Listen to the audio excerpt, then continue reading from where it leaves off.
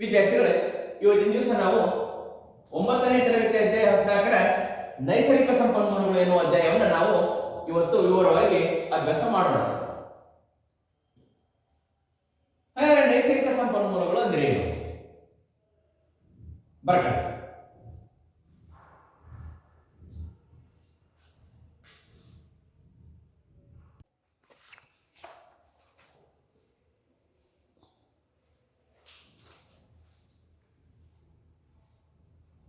ವಿದ್ಯಾರ್ಥಿಗಳು, ಸೌರಮಂಡಲದಲ್ಲಿ ಜೀವಿಗಳು ಕಂಡುಬರುವ ಏಕೈಕ ಗ್ರಹ ಭೂಮಿ. ಏಕೆಂದರೆ ಭೂಮಿಯ ಮೇಲೆ ಜೀವಿಗಳು ವಾಸ ಮಾಡಲು ಯೋಗ್ಯವಾಗುವಂತಹ ನೀರು, ವಾತಾವರಣ, ಗಾಳಿ, ಆಹಾರ ಸಂಪನ್ಮೂಲ,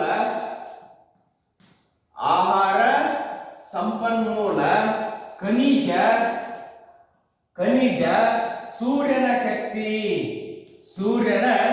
ಶಕ್ತಿ ಇದೆ. ಇವುಗಳನ್ನು ಬಳಸಿಕೊಂಡು ಸೌರಮಂಡಲದಲ್ಲಿ ಭೂಮಿಯ ಮೇಲೆ ಜೀವಿಗಳು ವಾಸಿಸುವ ಏಕೈಕ ಗ್ರಹವಾಗಿದೆ.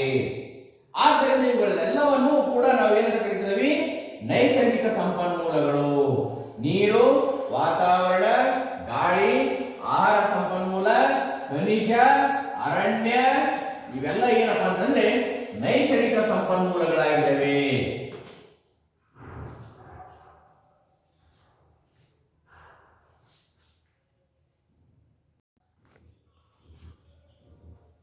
ಹಾಗಾದ್ರೆ ನೈಸರ್ಗಿಕ ಸಂಪನ್ಮೂಲಗಳು ಯಾವುವು? ಎಷ್ಟು ವಿಧಗಳಿವೆ ಅವುಗಳಲ್ಲಿ? ನೈಸರ್ಗಿಕ ಸಂಪನ್ಮೂಲಗಳು ಯಾವುವು? ಅದರಲ್ಲಿ ಎಷ್ಟು ವಿಧಗಳಿವೆ? 2 ವಿಧಗಳಿವೆ. ಅವು ಯಾವಪ್ಪ ಅಂತಂದ್ರೆ ಅಜೈವಿಕ ನೈಸರ್ಗಿಕ ಸಂಪನ್ಮೂಲ, ಜೈವಿಕ ನೈಸರ್ಗಿಕ ಸಂಪನ್ಮೂಲ. ಅಜೈವಿಕ ನೈಸರ್ಗಿಕ ಸಂಪನ್ಮೂಲ ಅಂದ್ರೆ ಏನಪ್ಪಾ ಅಂತಂದ್ರೆ ವಾಯುಗೋಳ, ಜಲಗೋಳ,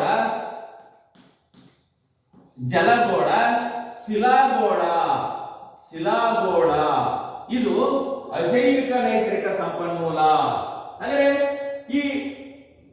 ಮತ್ತೆ ಇಲ್ಲಿ ವಾಯುಗೋಳ, ಜಲಗೋಳ, ಶಿಲಾಗೋಳ ಇವು ಮೂರು ಸೇರಿ ಭೂಮಿಯ ಮೇಲಿರುವ ಜೀವಿಗಳನ್ನ ಪೋಷಿಸುತ್ತವೆ.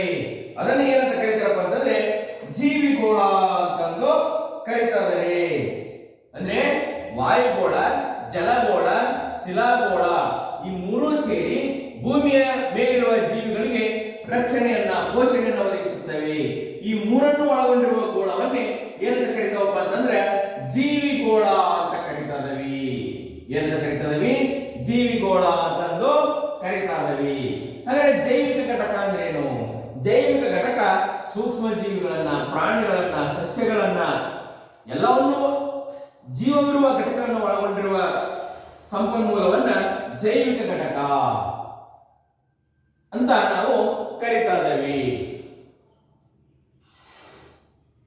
ಭೂಮಿಯ ಮೇಲೆ ಆವರಿಸಿರುವ ವಾಯುಮಂಡಲದ ಪದರವನ್ನ ವಾಯುಗೋಳ ಅಂತಂದು ಕರೀತಾ ಇದ್ದೀವಿ. ಅರ್ಥ ಆಯ್ತಲ್ಲ?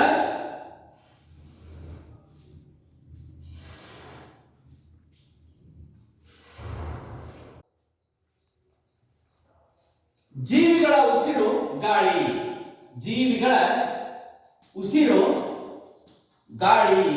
ಅನ್ನೋದನ್ನ ತಿಳ್ಕೊಳ್ಳೋಣ.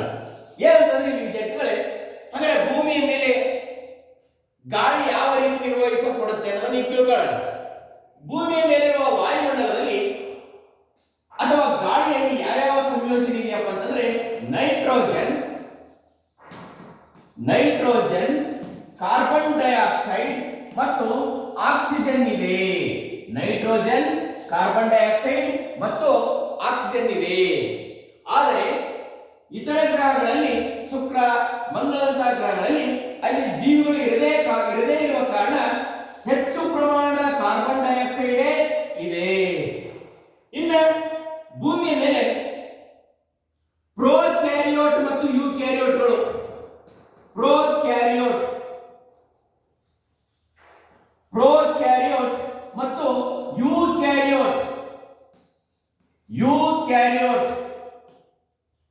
ಯುಕ್ಯಾರಿಯೋಟ್ ಜೀವಿಗಳು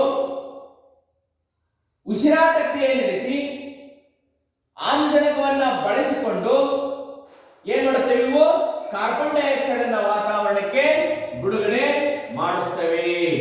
ಕಾರ್ಬನ್ ಡೈಆಕ್ಸೈಡ್ ಅನ್ನ ವಾತಾವರಣಕ್ಕೆ ಏನ್ ಮಾಡ್ತವೆ? ಬಿಡುಗಡೆ ಮಾಡುತ್ತವೆ. ವಾತಾವರಣದ ಆಕ್ಸಿಜನ್ ಅನ್ನ ಉಪಯೋಗಿಸಿಕೊಳ್ಳುತ್ತವೆ. ನಂತರ ಸಸ್ಯಗಳಲ್ಲಿ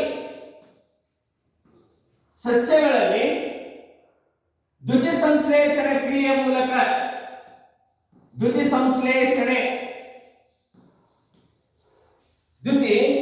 ಸಂಶ್ಲೇಷಣೆ ಕ್ರಿಯೆಯ ಮೂಲಕ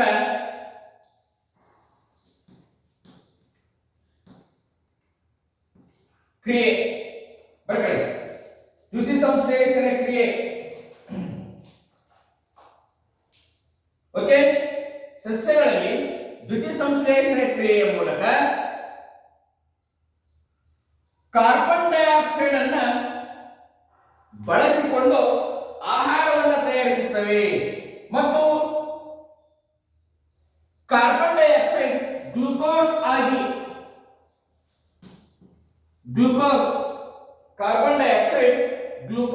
ಆಗಿ ಪರಿವರ್ತನೆ ಹೊಂದುತ್ತದೆ ಮತ್ತು ವಾತಾವರಣಕ್ಕೆ ಆಮ್ಲಜನಕವನ್ನು ಬಿಡುಗಡೆ ಮಾಡುತ್ತದೆ. ಈಗ ನೋಡಿ, ಹಾಗಾದ್ರೆ ಇಲ್ಲಿ ಕೂಡ ಏನಾಯ್ತು? ಸಸ್ಯಗಳಲ್ಲಿ ದ್ಯುತಿ ಸಂಶ್ಲೇಷಣೆ ಕ್ರಿಯೆ ಮೂಲಕ ವಾತಾವರಣದಲ್ಲಿರುವ ಕಾರ್ಬನ್ ಡೈಆಕ್ಸೈಡ್ ಅನ್ನು ಬಳಸಿಕೊಂಡು ಗ್ಲೂಕೋಸ್ ಆಗಿ ಪರಿವರ್ತನೆ ಮಾಡಿದವು, ವಾತಾವರಣಕ್ಕೆ ಆಮ್ಲಜನಕವನ್ನು ಬಿಡುಗಡೆ ಮಾಡಿದವು. ಅದೇ ರೀತಿ ಸಮುದ್ರ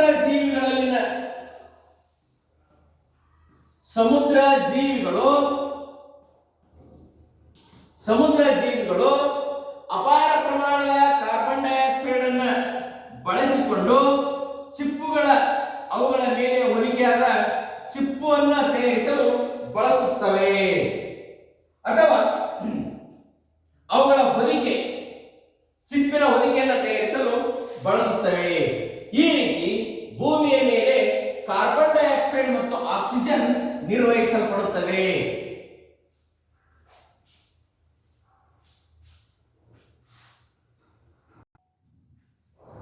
ಪ್ರಶ್ನೆ ಹೊರಗಡೆ ಹವಾಮಾನ ನಿಯಂತ್ರಣದಲ್ಲಿ ವಾಯುಗೋಳದ ಪಾತ್ರವನ್ನು ವಿವರಿಸಿ. ಪ್ರಶ್ನೆ, ಹವಾಮಾನ ನಿಯಂತ್ರಣದಲ್ಲಿ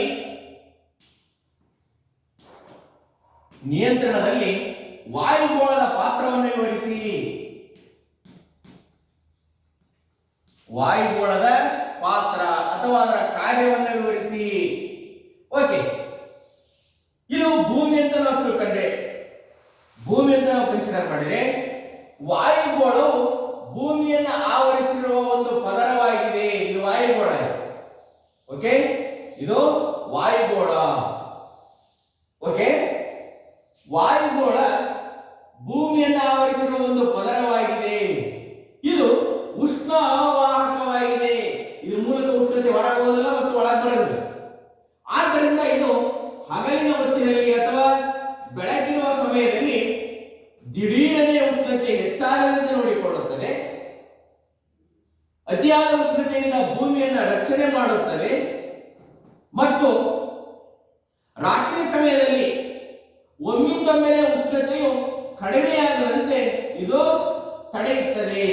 ಈ ರೀತಿ ವಾಯುಗೋಳ ಭೂಮಿಯ ಹವಾಮಾನವನ್ನ ಅಥವಾ ಉಷ್ಣತೆಯನ್ನ ನಿಯಂತ್ರಿಸುತ್ತದೆ ಅಥವಾ ಉಷ್ಣತೆಯನ್ನ ಸ್ಥಿರವಾಗಿಡುವಲ್ಲಿ ಪ್ರಮುಖ ಸಹಾಯವನ್ನು ಮಾಡುತ್ತದೆ.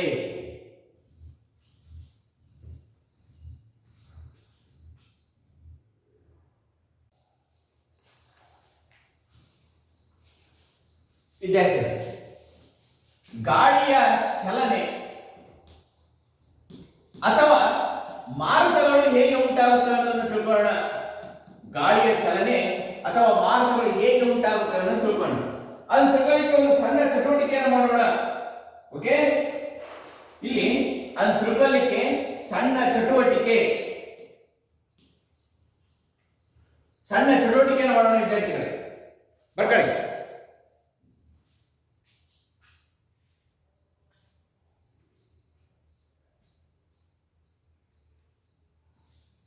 ಏನಪ್ಪಾ ಅಂತಂದ್ರೆ, ಅಗಲವಾದ ಬಾಯಿಯುಳ್ಳ ಒಂದು ಬೀಕರ್ ಅನ್ನು ತೆಗೆದುಕೊಳ್ಳೋಣ. ಅಗಲವಾದ ಬತ್ತಿಯನ್ನ ಹಚ್ಚಿಡೋಣ. ಮೇಣದ ಬತ್ತಿ. ಓಕೆ, ಒಂದು ಮೇಣದ ಬತ್ತಿಯನ್ನು ಹಚ್ಚಿದ್ವಿ. ಅದರ ಮೇಲೆ ಒಂದು ಅಗರಬತ್ತಿಯನ್ನ ಹಿಡಿದ್ವಿ. ಓಕೆ, ಅಗರಬತ್ತಿಯನ್ನ ಹಿಡಿದಾಗ ಅಗರಬತ್ತಿ ಒತ್ತಿಕೊಂಡು ಉರಿದು ಅದರಿಂದ ಉಂಟಾಗುವ ಹೊಗೆ ಯಾವ ಕಡೆಗೆ ಹೋಗುತ್ತದೆ? ನೇರವಾಗಿ ಮೇಲಕ್ಕೆ ಹೋಗುತ್ತದೆ. ಅದರಿಂದ ಉಂಟಾಗುವ ಹೊಗೆ ನೇರವಾಗಿ ಮೇಲಕ್ಕೆ ಹೋಗುತ್ತದೆ. ನಂತರ ಅಗರಬತ್ತಿಯನ್ನ ಆ ಮೇಣದ ಬತ್ತಿಯಿಂದ ಹೊರಗೆ ತನ್ನಿ. ಈ ಕಡೆ ಎಲ್ಲರೂ ಮಾಡ್ತಾರೆ ಅಗರಬತ್ತಿಯನ್ನು. ಅವಾಗ ಅಗರಬತ್ತಿಯಿಂದ ಉಂಟಾಗುವ ಹೊಗೆ ಆ ರೂಮ್ ತುಂಬೆಲ್ಲ ಅಥವಾ ಕೊಠಡಿಯ ತುಂಬೆಲ್ಲ ಹೋಗುತ್ತದೆ. ಆದರೆ ಈ ಅಗರಬತ್ತಿಯನ್ನು ಮೇಣದ ಬತ್ತಿಯ ಮೇಲೆ ಹಿಡಿದಾಗ ಮಾತ್ರ ಅದರಿಂದ ಉಂಟಾಗುವ ಹೊಗೆ ನೇರವಾಗಿ ಮೇಲಕ್ಕೆ ಹೋಗುತ್ತದೆ. ಇದರ ಅರ್ಥವೇನೆಂದರೆ, ಯಾವ ಕಡೆ ಬಿಸಿ ವಾತಾವರಣ ಇರುತ್ತದೆಯೋ ಆ ಬಿಸಿ ವಾತಾವರಣದ ಕಡೆಯಿಂದ ತಂಪಾದ ವಾತಾವರಣದ ಕಡೆಗೆ ಏನೋ ಗಾಳಿಯ ಚಲನೆ ಇರುತ್ತದೆ ಎಂಬುದು ನಮಗೆ ಇದರಿಂದ ಅರ್ಥವಾಗುತ್ತದೆ. ಹಾಗಾದರೆ ಇದರ ಪ್ರಕಾರ ಗಾಳಿಯ ಚಲನೆ ಅಥವಾ ಮಾರುತಗಳು ಹೇಗೆ ಉಂಟಾಗ್ತದವೆ ಅನ್ನೋದನ್ನು ತಿಳ್ಕೊಳ್ಳೋಣ. ವಿದ್ಯಾರ್ಥಿಗಳೇ, ಭೂಮಿ, ಇದು ಭೂಮಿ ಅಂತ ಇಟ್ಕೊಳ್ಳೋಣ. ಇಲ್ಲಿ ಸಮುದ್ರ ಇದೆ. ಇದು ಸಮುದ್ರ, ಇದು ಭೂಮಿ. ಓಕೆ,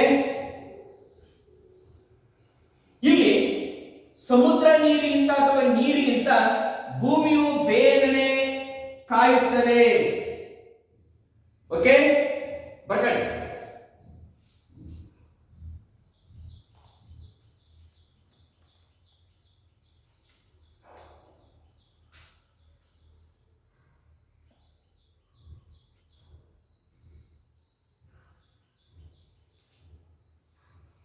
ಓಕೆ, ಇದು ನಾವು ಸಮುದ್ರ ಅಂತ ಗುರುತು ಮಾಡಿದ್ವಿ. ಇದು ಸಮುದ್ರ ಅಂತಂದ್ರೆ ಹಾಗಾದ್ರೆ ಮಾರುತಗಳು ಹೇಗೆ ಉಂಟಾಗ್ತದವೆ, ಗಾಳಿಯ ಚಲನೆ ಹೇಗೆ ಉಂಟಾಗುತ್ತೆ ಅನ್ನೋದು ನೀವು ವಿವರಿಸ್ತಾ ನೋಡ್ರಿ. ಇಲ್ಲಿ ಭೂಮಿಯ ಮೇಲಿನ ಗಾಳಿ, ಇದು ಗಾಳಿ, ಭೂಮಿಯ ಮೇಲಿನ ಗಾಳಿ, ಇದು ಸಮುದ್ರ ಮೇಲಿನ ಗಾಳಿ. ಭೂಮಿಯ ಮೇಲಿನ ಗಾಳಿಯು ಸಮುದ್ರದ ಮೇಲಿನ ಗಾಳಿಗಿಂತ ಬೇಗನೆ ಬಿಸಿಯಾಗುತ್ತದೆ. ಅದರ ತಾಪಮಾನ ಬೇಗನೆ ಏರುತ್ತದೆ. ಆಗ ಭೂಮಿಯ ಮೇಲಿನ ಗಾಳಿ ಮೇಲಕ್ಕೆ ಚಲಿಸುತ್ತದೆ. ಆಗ ಭೂಮಿಯ ಮೇಲೆ ಕಡಿಮೆ ಒತ್ತಡದ ಪ್ರದೇಶ ಉಂಟಾಗುತ್ತದೆ. ಈ ಒತ್ತಡನೇ ಇರೋಲ್ಲ. ಆಗ ಸಮುದ್ರ ಅಥವಾ ನೀರಿನ ಮೇಲಿರುವ ಗಾಳಿಯು ಭೂಮಿಯ ಮೇಲೆ ಪ್ರವೇಶ ಮಾಡುತ್ತದೆ. ನಂತರ ಮಾರುತಗಳನ್ನು ಕೂಡ ಅದು ಹೊತ್ತು ತರುತ್ತದೆ. ಈ ರೀತಿ ಮಾರುತಗಳು ಅಥವಾ ಗಾಳಿಯ ಚಲನೆ ಉಂಟಾಗುತ್ತದೆ. ಇದು ಹಗಲಿನಲ್ಲಿ ನಡೆಯುವ ಕ್ರಿಯೆ. ಇನ್ನ ರಾತ್ರಿಯ ವೇಳೆಯಲ್ಲಿ ಭೂಮಿಯ ವಾತಾವರಣ ಬಹಳ ಬೇಗನೆ ತಂಪಾಗುತ್ತದೆ. ಹಗಲಿನಲ್ಲಿ ಏನಾಯಿತು? ಹಗಲಿನಲ್ಲಿ ಭೂಮಿಯ ಮೇಲಿನ ವಾತಾವರಣ ಬೇಗನೆ ಸಮುದ್ರದ ಮೇಲಿನ ವಾತಾವರಣಕ್ಕಿಂತ, ಸಮುದ್ರದ ಮೇಲಿನ ಗಾಳಿಗಿಂತ ಭೂಮಿಯ ಮೇಲಿನ ಗಾಳಿ ಬೇಗನೆ ಬಿಸಿಯಾಗಿ ಮೇಲೇರುತ್ತದೆ. ಆಗ ಭೂಮಿಯ ಮೇಲೆ ಕಡಿಮೆ ಒತ್ತಡದ ಪ್ರದೇಶ ಉಂಟಾಗುತ್ತದೆ.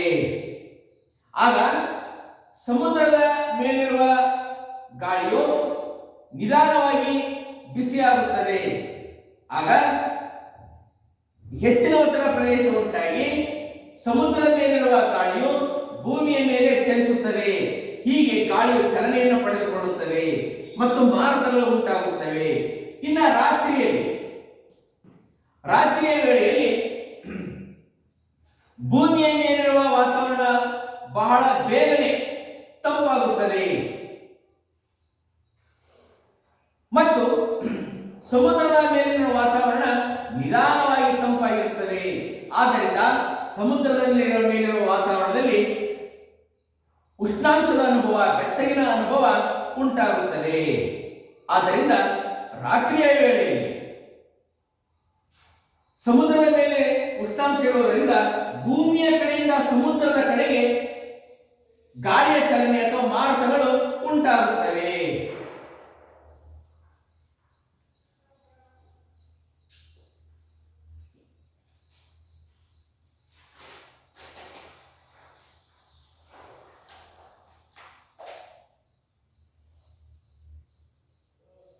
ಆದ್ದರಿಂದ ರಾತ್ರಿಯ ವೇಳೆಯಲ್ಲಿ ಸಮುದ್ರ ತೀರದಲ್ಲಿ ಕಡಿಮೆ ಒತ್ತಡದ ಪ್ರದೇಶ ಉಂಟಾಗುತ್ತದೆ, ಏಕೆಂದರೆ ಅಲ್ಲಿ ಹೆಚ್ಚು ಉಷ್ಣಾಂಶ ಇರುತ್ತದೆ.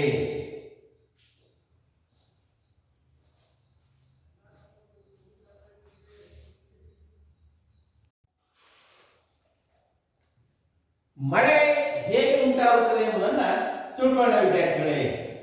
ಮಳೆ ಯಾವ ರೀತಿ ಉಂಟಾಗುತ್ತದೆ ಅನ್ನೋದನ್ನ ಒಂದು ಸಣ್ಣ ಪ್ರಯೋಗದ ಮೂಲಕ ತಿಳ್ಕೊಳ್ಳೋಣ. ಒಂದು ಖಾಲಿ ಬಾಟಲ್ ಅನ್ನ ತೆಗೆದುಕೊಳ್ಳೋಣ. ಪ್ಲಾಸ್ಟಿಕ್ ಅಥವಾ ಗಾಜಿನ ಬಾಟಲ್ ಆಗಿರಬಹುದು. ಒಂದು ಖಾಲಿ ಬಾಟಲ್ ಅನ್ನ ತೆಗೆದುಕೊಳ್ಳೋಣ. ಓಕೆ, ಖಾಲಿ ಬಾಟಲ್ ತೆಗೆದುಕೊಳ್ಳೋಣ. ಅದಕ್ಕೆ 5 ರಿಂದ 10 ml ನೀರು ತುಂಬೋಣ. 5 ml ನಿಂದ 10 ml ನೀರನ್ನು ತುಂಬಿದೆ. ಇಲ್ಲಿ ನೀರನ್ನ ತುಂಬಿದೆ. ಎಷ್ಟು ತುಂಬಿದೆ ಅಂದ್ರೆ 5 ರಿಂದ 10 ml ನೀರನ್ನ ತುಂಬಿವಿ. ಅದಕ್ಕೆ ಭದ್ರವಾಗಿ ಮುಚ್ಚಳವನ್ನು ಹಾಕೋಣ. ಮುಚ್ಚಳವನ್ನು ಹಾಕಿ ಭದ್ರವಾಗಿ ಮುಚ್ಚಳವನ್ನ ಹಾಕಿದ್ವಿ. ನಂತರ ಮುಚ್ಚಳವನ್ನು ಭದ್ರವಾಗಿ ಹಾಕಿದ ನಂತರ ಅದನ್ನ ಚೆನ್ನಾಗಿ ಅಲುಗಾಡಿಸಿ ಸ್ವಲ್ಪ ಕಾಲ ಬಿಸಿಲಿನಲ್ಲಿ ಹಾಗೆ ಬಿಟ್ಟು ಅದರಲ್ಲಿರುವ ಗಾಳಿ ನೀರಾವಿಯಿಂದ ಸಂತೃಪ್ತಗೊಂಡಿರುತ್ತದೆ ಮತ್ತು ಈ ಪ್ರದೇಶದಲ್ಲಿ ಮಂಜಿನ ಹನಿಗಳು ಕಾಣಲ್ಪಡುತ್ತವೆ. ಈ ಪ್ರದೇಶದಲ್ಲಿ ಏನು ಮಂಜಿನ ಹನಿಗಳು, ಅಲ್ಲಲ್ಲಿ ಮಂಜಿನ ಹನಿಗಳು ಕಾಣಿಸುತ್ತವೆ. ಏನಿವು ಮಂಜಿನ ಹನಿಗಳು, ಮಂಜಿನ ಹನಿ. ನಾವೇನ್ ಮಾಡಿದ್ವಿ, ಒಂದು ಖಾಲಿ ಬಾಟಲ್ ತೆಗೆದುಕೊಂಡ್ವಿ, ಅದಕ್ಕೆ 5 ರಿಂದ 10 ml ನೀರು ಹಾಕಿದ್ವಿ, ನಂತರ ಭದ್ರವಾಗಿ ಮುಚ್ಚಳದಿಂದ ಮುಚ್ಚಿದ್ವಿ, ನಂತರ ಬಿಸಿಲಲ್ಲಿ 10 ನಿಮಿಷ ಇಟ್ವಿ. ಆಗ ಅದರ ಒಳಗಿರುವ ಗಾಳಿಯು ನೀರಿನಿಂದ ಸಂತೃಪ್ತಗೊಂಡು ಮಂಜಿನ ಹನಿಯಾಗಿ ಪರಿವರ್ತನೆಯಾಗುತ್ತದೆ. ನಂತರ ಒಂದು ಉರಿಯುತ್ತಿರುವ ಅಗರಬತ್ತಿಯನ್ನ ತೆಗೆದುಕೊಂಡು, ಅಗರಬತ್ತಿ ಉರಿತಾ ಇದೆ, ಉರಿಯುತ್ತಿರುವ ಅಗರಬತ್ತಿಯನ್ನ ತೆಗೆದುಕೊಂಡು ಏನ್ ಮಾಡಬೇಕಪ್ಪ ಅಂತಂದ್ರೆ, ಈ ಅಗರಬತ್ತಿಯನ್ನ ಬಾಟಲಿಯ ಒಳಗೆ ಅದರ ಹೊಗೆ ಹೋಗುವಂತೆ ಬಾಟಲಿಯ ಒಳಗೆ ಇರಿಸಿ. ಈ ರೀತಿ ಬಾಟಲಿಯ ಒಳಗೆ ಇರಿಸಿ ಅದರ ಹೊಗೆ ತುಂಬೆಲ್ಲ ತುಂಬತಾ ಇದೆ. ಆಗ ಬಾಟಲಿಯ ಒಳಗೆ ಏನಾಗುತ್ತೆ, ಮಂಜಿನ ಹನಿಗಳು ಬಾಟಲಿಯ ಒಳಗೆ ಉಷ್ಣತೆ ಪ್ರಮಾಣ ಏರಿಕೊಂಡು ಮಂಜಿನ ಹನಿಗಳು ಕಾಣದಾಗುತ್ತವೆ. ಓಕೆ, ಇಲ್ಲಿ ಬಾಟಲಿನ ಹನಿಗಳು, ಬಾಟಲಿನ ಒಳಗಡೆ ಇರುವ ಮಂಜಿನ ಹನಿಗಳು ಕಾಣದಾಗುತ್ತವೆ. ಏಕೆಂದರೆ ಇಲ್ಲಿ ಊದು ಕಡ್ಡಿಯಿಂದ ಅಥವಾ ಊದುಬತ್ತಿಯಿಂದ ಹೊರಬರುವ ಹೊಗೆಯು ಬಾಟಲಿಯ ಒಳಗೆ ಉಷ್ಣತೆಯನ್ನು ಹೆಚ್ಚಿಸುತ್ತದೆ. ಆಗ ಬಾಟಲಿಯ ಒಳಗಿರುವ ಗಾಳಿಯ ಉಷ್ಣತೆ ಹೆಚ್ಚಾಗಿ ಅದು ಮೇಲೇರಲು ಪ್ರಾರಂಭಿಸುತ್ತದೆ. ಆಗ ಇಲ್ಲಿ ಏನಾಯ್ತು, ಕಡಿಮೆ ಒತ್ತಡ ಪ್ರದೇಶ ಉಂಟಾಯಿತು. ಕಡಿಮೆ ಒತ್ತಡ ಪ್ರದೇಶ ಉಂಟಾಯಿತು. ಆಗ ಗಾಳಿಯು ಕಡಿಮೆ ಒತ್ತಡ ಪ್ರದೇಶದಿಂದ ಹೆಚ್ಚಿನ ಒತ್ತಡದ ಪ್ರದೇಶದ ಕಡೆಗೆ ಈ ನೀರಾವಿಯನ್ನು ಹೊತ್ತುಕೊಂಡು ಸಾಗುತ್ತದೆ. ಓಕೆ, ಹಾಗಾದ್ರೆ ಈ ಪ್ರಯೋಗದ ನಾವು ಏನ್ ತಿಳ್ಕೊಬೇಕು ಅಂತಂದ್ರೆ, ಗಾಳಿಯು ಭೂಮಿಯ ಮೇಲಿರುವ ಗಾಳಿಯು, ಇದು ಭೂಮಿ ಅಂತ ತಿಳ್ಕೊಂಡ್ರೆ ಭೂಮಿಯ ಮೇಲಿರುವ ಗಾಳಿಯು ಅಥವಾ ಇದು ಸಮುದ್ರದ ಮೇಲಿರುವ ಗಾಳಿಯು ಅದರ ಉಷ್ಣತೆ ಹೆಚ್ಚಾದಾಗ ಮೇಲೇರುತ್ತದೆ ಮತ್ತು ಅಲ್ಲಿ ಕಡಿಮೆ ಒತ್ತಡದ ಪ್ರದೇಶವನ್ನು ಉಂಟು ಮಾಡುತ್ತದೆ.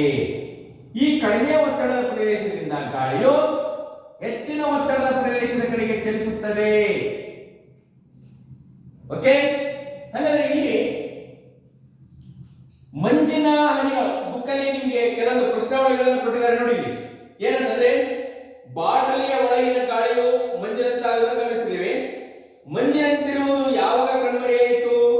ಮಂಜಿನಂತಿರುವುದು ಈ ಊದುಗಡ್ಡಿಯ ಹೊಗೆಯನ್ನು ಬಾಟಲಿಯ ಒಳಗೆ ಕಳಿಸಿದ್ವಿ, ಆಗ ಕಡಿಮೆ ಒತ್ತಡದ ಹೆಚ್ಚಿನ ಒತ್ತಡ ಮುಂಚಿತವಾಗಿ ಇತ್ತು, ನಂತರ ಹೊಗೆಯನ್ನ ಬಾಟಲಿಯ ಒಳಗೆ ಕಳಿಸಿದಾಗ ಕಡಿಮೆ ಒತ್ತಡ ಪ್ರದೇಶ ಉಂಟಾಯಿತು, ಆಗ ಮಂಜಿನ ಹನಿಗಳು ಕಾಣದಂತಾಗುತ್ತವೆ.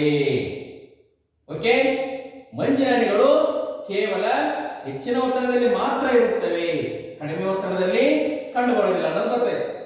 ನಂತರ ಹಾಗಾದ್ರೆ ಮಳೆ ಹೇಗೆ ಉತ್ಪತ್ತಿ ಆಯಿತು ಅಂತಂದ್ರೆ, ವಾತಾವರಣದಲ್ಲಿರುವ ಭೂಮಿಯ ಮೇಲಿರುವ ಅಥವಾ ಸಮುದ್ರದ ಮೇಲಿರುವ ಗಾಳಿಯು ಕಾದು ಕಡಿಮೆ ಒತ್ತಡ ಪ್ರದೇಶ ಉಂಟಾಗುತ್ತದೆ. ಆಗ ಕಡಿಮೆ ಒತ್ತಡ ಪ್ರದೇಶದಿಂದ, ಇದು ಸಮುದ್ರ ಅಂತ ತಿಳ್ಕೊಳ್ಳೋಣ, ಸಮುದ್ರ ಇದ್ರ ಮೇಲಿರ್ತಕ್ಕಂಥ ಏನು ನೀರು, ಇದ್ರ ಮೇಲೆ ಗಾಳಿ ಇದೆ. ಭೂಮಿಯ ಮೇಲಿರುವ ಮತ್ತು ಸಮುದ್ರದ ಮೇಲಿರುವ, ನದಿಯ ಮೇಲಿರುವ, ಭೂಮಿಯ ನೀರಾವರಿ ಮೂಲದ ಮೇಲಿರುವ ಗಾಳಿಯು ಕಾದು ಮೇಲೇರುತ್ತದೆ. ಆಗ ಕಡಿಮೆ ಒತ್ತಡ ಪ್ರದೇಶವನ್ನು ಉಂಟು ಮಾಡುತ್ತದೆ. ಆಗ ಗಾಳಿಯು ಕಡಿಮೆ ಒತ್ತಡ ಪ್ರದೇಶದಿಂದ ಹೆಚ್ಚಿನ ಒತ್ತಡದ ಪ್ರದೇಶದ ಕಡೆಗೆ ಏನು ಆ ಮಂಜಿನ ಹನಿಗಳನ್ನು ಹೊತ್ತುಕೊಂಡು ಮೇಲೇರುತ್ತದೆ. ಇಲ್ಲಿ ಭೂಮಿಯ ಮೇಲಿರುವ ಮತ್ತು ಸಮುದ್ರದ ಮೇಲಿರುವ ನೀರು ಮೊದಲು ಕಾಯುತ್ತದೆ, ಕಾದು ಅದರ ಮೇಲಿರುವ ಗಾಳಿಯನ್ನು ಕಾಯಿಸುತ್ತದೆ. ನಂತರ ಗಾಳಿಯನ್ನು ಕಾಯಿಸಿದಾಗ ಗಾಳಿಯು ನೀರಾವಿಯ ಮೂಲಕ ಮೇಲೇರುತ್ತದೆ. ನೀರಾವಿಯು ಕಡಿಮೆ ಒತ್ತಡ ಪ್ರದೇಶ ಉಂಟಾಗುತ್ತದೆ.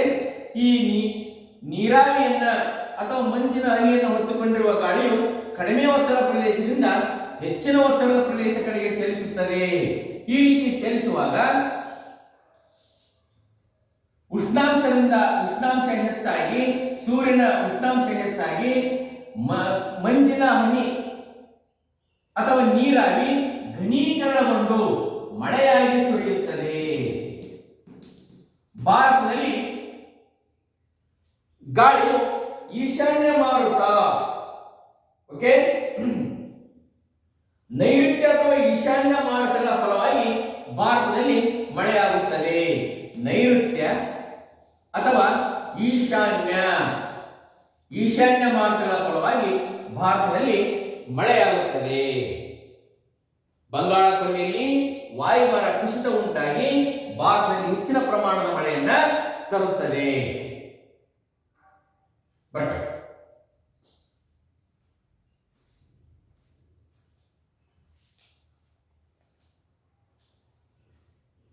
ಅಂದರೆ ಮಳೆ ಉಂಟಾಗುತ್ತದೆ ಅನ್ನೋ ಸಿಂಪಲ್ ಆಗಿ ತಿಳ್ಕೊಳ್ಳೋಣ. ಒಂದು ಸಣ್ಣ ಬಾಟಲಿ ತೆಗೆದುಕೊಂಡ್ವಿ, ಅದರೊಳಗಡೆ 5 ml 10 ml ನೀರು ಹಾಕಿದ್ವಿ, ಅದನ್ನ ಬಿಗಿಯಾಗಿ ಮುಚ್ಚಿದ್ವಿ, ಬಿಸಿಲಲ್ಲಿ ಇಟ್ವಿ. ಬಿಸಿಲಲ್ಲಿ ಇಟ್ಟಾಗ ಆ ಬಾಟಲಿಯ ಒಳಗಡೆ ಮಂಜಿನ ಹನಿಗಳು ಉಂಟಾಗ್ತದೆ. ಓಕೆ, ನಂತರ ಊದುಗಡ್ಡಿಯನ್ನ ಅದರೊಳಗಡೆ ಇರಿಸಿದಾಗ ಆ ಮಂಜಿನ ಹನಿಗಳು ಮಾಯವಾಗ್ತದವೆ. ಅಂದ್ರೆ ಮಂಜಿನ ಹನಿಯ ಅಥವಾ ನೀರಿನ ಮೇಲಿರುವ ಗಾಳಿ ಉಷ್ಣತೆ ಹೆಚ್ಚಾದಾಗ ನೀರಾವಿಯೊಂದಿಗೆ ಮೇಲೇರುತ್ತವೆ ಮತ್ತು ಇಲ್ಲಿ ಕಡಿಮೆ ಒತ್ತಡ ಪ್ರದೇಶದಿಂದ ಹೆಚ್ಚಿನ ಒತ್ತಡದ ಪ್ರದೇಶದ ಕಡೆಗೆ ಚಲಿಸುತ್ತವೆ ಅನ್ನೋದು ಗೊತ್ತಾಯಿತು. ಇದರ ಆಧಾರದ ಮೇಲೆ ಮಳೆ ಹೇಗಾಗುತ್ತಪ್ಪ ಅಂತಂದ್ರೆ, ಭೂಮಿಯ ಮೇಲಿರುವ ನೀರು, ಸಮುದ್ರದ ಮೇಲಿರುವ ನೀರು ಮತ್ತು ಭೂಮಿಯ ಇತರ ನೀರಿನ ಮೂಲಗಳ ಮೇಲಿರುವ ವಾತಾವರಣ ಉಷ್ಣಾಂಶದಿಂದ ಕಾದು ನೀರಾವಿಯ ಮೂಲಕ ಮೇಲೇರುತ್ತದೆ. ಅಲ್ಲಿ ಕಡಿಮೆ ಒತ್ತಡ ಪ್ರದೇಶ ಉಂಟಾಗುತ್ತದೆ. ಈ ನೀರಾವಿಯನ್ನು ಹೊತ್ತುಕೊಂಡ ಗಾಳಿಯು ಕಡಿಮೆ ಒತ್ತಡದ ಪ್ರದೇಶದಿಂದ ಹೆಚ್ಚಿನ ಒತ್ತಡದ ಪ್ರದೇಶದ ಕಡೆಗೆ ಮೇಲೇರುತ್ತದೆ. ಈ ನೀರಾವಿಯನ್ನು ಹೊಂದಿರುವ ಗಾಳಿಯು ಉಷ್ಣಾಂಶದ ಫಲದಿಂದ, ಸೂರ್ಯನ ಬೆಳಕಿನ ಪರಿಣಾಮದಿಂದ ನೀರಾಗಿ ಕರಗಿ ಮಳೆಯಾಗಿ ಭೂಮಿಗೆ ಸುರಿಯುತ್ತದೆ. ಭಾರತದಲ್ಲಿ ಈ ನೈಋತ್ಯ ಮತ್ತು ಈಶಾನ್ಯ ಮಾರುತಗಳು ಮಳೆಯನ್ನ ತರುತ್ತವೆ. ಉದಾಹರಣೆಗೆ ಬಂಗಾಳ ಕೊಲ್ಲಿಯಲ್ಲಿ ವಾಯುಭಾರ ಕುಸಿತದಿಂದ ಭಾರತದಲ್ಲಿ ಹೆಚ್ಚಿನ ಪ್ರಮಾಣದ ಮಳೆ ಉಂಟಾಗುತ್ತದೆ.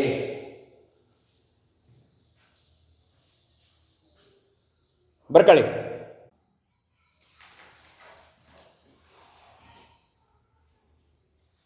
ವಾಯು ಮಾಲಿನ್ಯ ಅಂದ್ರೆ ಏನು ತಿಳ್ಕೊಳ್ಳಿ. ವಾಯು ಮಾಲಿನ್ಯ ಅಂದ್ರೆ ಏನಪ್ಪ ಅಂತಂದ್ರೆ, ವಾತಾವರಣದಲ್ಲಿ ಅಥವಾ ಗಾಳಿಯಲ್ಲಿ ಹಾನಿಕಾರಕ ವಸ್ತುಗಳ ಹೆಚ್ಚಾಗುವಿಕೆಯನ್ನ ವಾಯು ಮಾಲಿನ್ಯ ಅಂತ ಕರೀತಾರೆ. ವಾತಾವರಣದಲ್ಲಿ ಅಥವಾ ಗಾಳಿಯಲ್ಲಿ ಹಾನಿಕಾರಕ ವಸ್ತುಗಳ ಏರಿಕೆ ಕ್ರಮವನ್ನ ಹೆಚ್ಚಾಗುವುದನ್ನ ವಾಯು ಮಾಲಿನ್ಯ ಅಂತ ಕರೀತಾರೆ.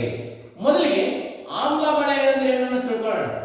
ವಾಯು ಮಾಲಿನ್ಯದಲ್ಲಿ ಆಮ್ಲ ಮಳೆ ಅಂದ್ರೆ ಏನು? ವಿದ್ಯಾರ್ಥಿ, ವಾತಾವರಣದಲ್ಲಿ ಪೆಟ್ರೋಲಿಯಂ ದಹನದಿಂದ, ಕಲ್ಲಿದ್ದಲಿನ ದಹನದಿಂದ ಈ ನೈಟ್ರೋಜನ್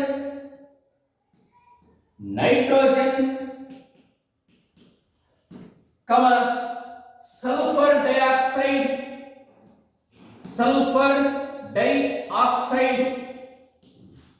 ನೈಟ್ರೋಜನ್, ಸಲ್ಫರ್ ಡೈಆಕ್ಸೈಡ್ ಮತ್ತು ಫಾಸ್ಫರಸ್ ಓಕೆ, ಫಾಸ್ಫರಸ್ಗಳು ಬಿಡುಗಡೆ ಆಗುತ್ತವೆ. ಇವು ಮಳೆ ನೀರಿನೊಂದಿಗೆ ಸೇರಿ ಆಮ್ಲಗಳಾಗುತ್ತವೆ. ನಂತರ ಮಳೆ ನೀರಿನೊಂದಿಗೆ ಭೂಮಿಗೆ ತಲುಪುತ್ತವೆ. ಇದನ್ನೇ ಆಮ್ಲ ಮಳೆ ಎಂದು ಕರೆಯುತ್ತೇವೆ.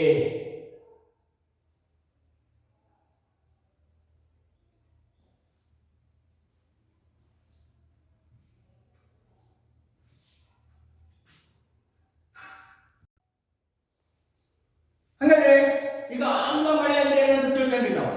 ನಂತರ ಸ್ಮಾಗ್ ಅಂದ್ರೆ ಏನು? ಈ ಫಾಸಿಲ್ ಇಂಧನಗಳ ದಹನದಿಂದ ಕಾರ್ಬನ್ ಮತ್ತು ಹೈಡ್ರೋಕಾರ್ಬನ್ಗಳು ಬಿಡುಗಡೆ ಆಗ್ತದವೆ. ಯಾದ್ರಿಂದ? ಫಾಸಿಲ್ ಇಂಧನಗಳ ದಹನ ಕ್ರಿಯೆಯಿಂದ.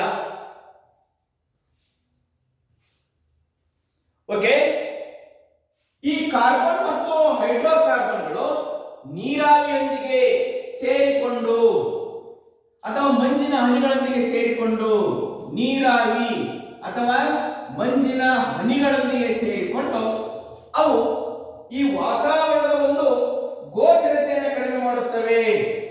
ಇವುಗಳ ಪ್ರಮಾಣ ಹೆಚ್ಚಿದಂತೆಲ್ಲ ವಾತಾವರಣದ ಗೋಚರತೆ ಕಡಿಮೆಯಾಗುತ್ತದೆ. ಈ ವಾತಾವರಣದ ಗೋಚರತೆ ಕಡಿಮೆ ಆಗ್ತಾ ಇದೆಯಲ್ಲ, ಇದು ಒಂದು ವಾಯು ಮಾಲಿನ್ಯದ ಸೂಚಕವಾಗಿದೆ. ಓಕೆ, ಅಂದರೆ ವಾತಾವರಣದ ಗೋಚರತೆಯು ವಾಯು ಮಾಲಿನ್ಯದ ಸೂಚಕವಾಗಿದೆ. ಇಂತಹ ಸ್ಥಿತಿಯನ್ನು ಏನಂತ ಕರೀತಾರಪ್ಪ ಅಂತಂದ್ರೆ ಸ್ಮಾಗ್ ಅಂತ ಕರೀತಾರೆ. ಈ ಸ್ಮಾಗ್ ಅನ್ನು ಉಸಿರಾಡುವುದರಿಂದ ಕ್ಯಾನ್ಸರ್, ಚರ್ಮ ಕಾಯಿಲೆ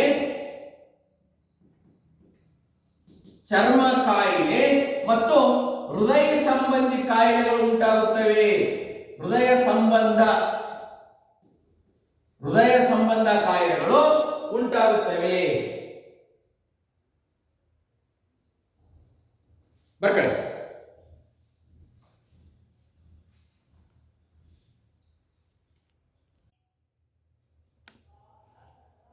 ಓಕೆ, ನೀರು ಒಂದು ಅದ್ಭುತ ದ್ರವ ಏಕೆ?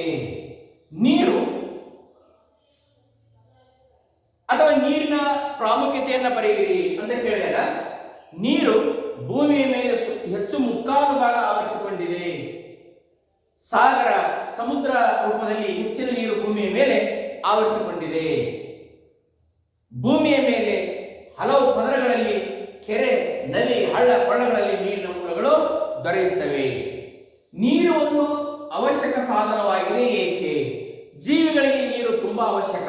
ಏಕೆಂದರೆ ದೇಹದಲ್ಲಿ ಅನೇಕ ರಾಸಾಯನಿಕ ಚಟುವಟಿಕೆಗಳು ನೀರಿನಲ್ಲಿಯೇ, ದ್ರವ ರೂಪದಲ್ಲಿಯೇ ನಡೆಯುತ್ತವೆ.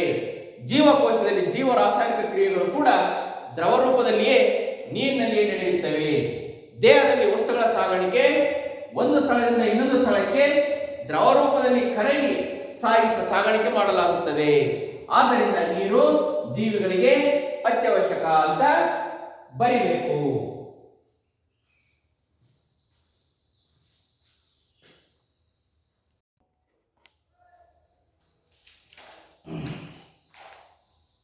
ಜಲಮಾಲಿನ್ಯ ಅಂದ್ರೇನು? ನೀರಿನಲ್ಲಿ ಅನಪೇಕ್ಷಿತ ವಸ್ತುಗಳ ಸೇರ್ಪಡೆಯಿಂದ ಮಾಲಿನ್ಯ ಉಂಟಾಗುತ್ತದೆ. ಇದನ್ನೇ ಜಲಮಾಲಿನ್ಯ ಅಂತ ಕರೀತಾರೆ.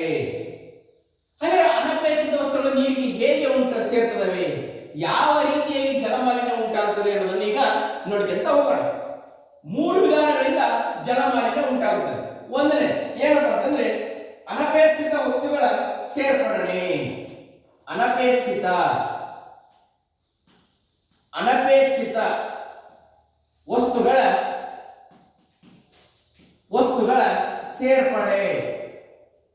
ಸೇರ್ಪಡೆ ಮಾಡುವುದರಿಂದ ಹೇಗೆಂದರೆ ಇಲ್ಲಿ ಕೃಷಿಯಲ್ಲಿ ಬಳಸುವ ತ್ಯಾಜ್ಯ, ಕೀಟನಾಶಕ, ಕಳೆನಾಶಕ,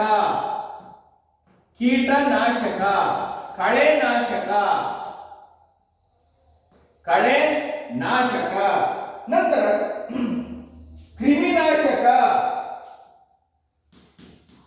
ಕ್ರಿಮಿನಾಶಕ, ಕಾರ್ಖಾನೆಗಳಲ್ಲಿ ಬಳಸುವ ಒಂದು ರಾಸಾಯನಿಕ, ಕಾರ್ಖಾನೆಯಿಂದ ಬಿಡುಗಡೆಯಾಗುವ ರಾಸಾಯನಿಕ ಪದಾರ್ಥಗಳು ನೀರಿಗೆ ಸೇರಿ ಆ ನೀರನ್ನು ಉಪಯೋಗಿಸಿದ ಸುತ್ತಮುತ್ತಲಿನ ಜನಗಳಿಗೆ, ಜೀವಿಗಳಿಗೆ ಹಾನಿಕಾರಕ ರೋಗವನ್ನು ಉಂಟು ಮಾಡುತ್ತವೆ. ಉದಾಹರಣೆಗೆ ಮಾನವರಿಗೆ ಉಂಟಾಗುವ ಕಾಲರಾ ರೋಗ. ಈ ರೀತಿಯಾಗಿ ಒಂದು ಜಲಮಾಲಿನ್ಯ ಉಂಟಾಗುತ್ತದೆ. ನಂತರ ನೀರಿನಲ್ಲಿರುವ ಅಪೇಕ್ಷಿತ ವಸ್ತುಗಳನ್ನು ತೆಗೆಯುವುದು. ನೀರಿನಲ್ಲಿ ಅಪೇಕ್ಷಿತ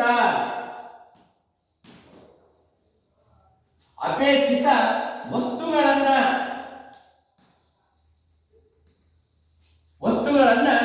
ತೆಗೆಯುವುದು. ನೀರಿನಲ್ಲಿ ಅಪೇಕ್ಷಿತ ವಸ್ತುಗಳನ್ನ ತೆಗೆಯುವುದು. ಓಕೆ,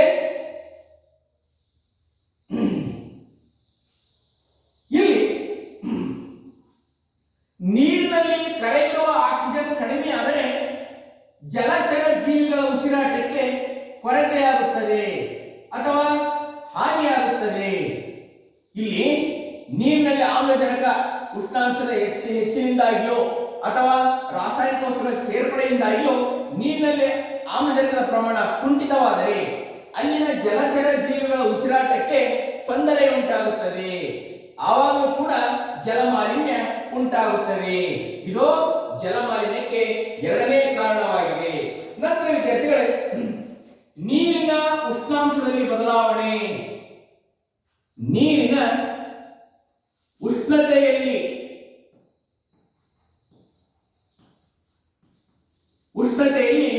ಬದಲಾವಣೆ, ಇದು ಕೂಡ ಜಲಮಾಲಿನ್ಯಕ್ಕೆ ಕಾರಣವಾಗಿದೆ. ಇಲ್ಲಿ ಜಲಚರ ಜೀವಿಗಳು ನಿರ್ದಿಷ್ಟ ಉಷ್ಣತೆಯ ತಾಪಮಾನದಲ್ಲಿ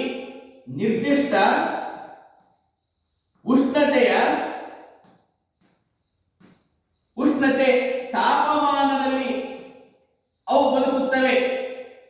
ಜಲಚರ ಜೀವಿಗಳು ನಿರ್ದಿಷ್ಟ ಉಷ್ಣತೆಯ ತಾಪಮಾನದಲ್ಲಿ ಮಾತ್ರ ಬದುಕುತ್ತವೆ. ಅವು ಮೊಟ್ಟೆ ಇಡುವುದು ಅಥವಾ ಲಾರ್ವಾಗಳಾಗುವುದು, ಲಾರ್ವಾ ಏನು ಸಹಜೀವನಕ್ಕೆ ಬದಲಾವಣೆಯಾಗುವ ಈ ಎಲ್ಲಾ ಕ್ರಿಯೆಗಳು ಒಂದು ನಿರ್ದಿಷ್ಟ ಉಷ್ಣತೆಯ ತಾಪಮಟ್ಟದಲ್ಲಿ ಮಾತ್ರ ನಡೆಯುತ್ತದೆ.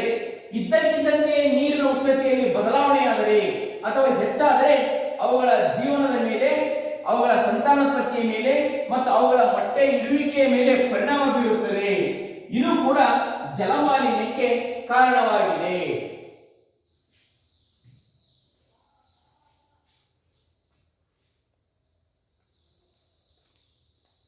ಬರ್ಕಟ್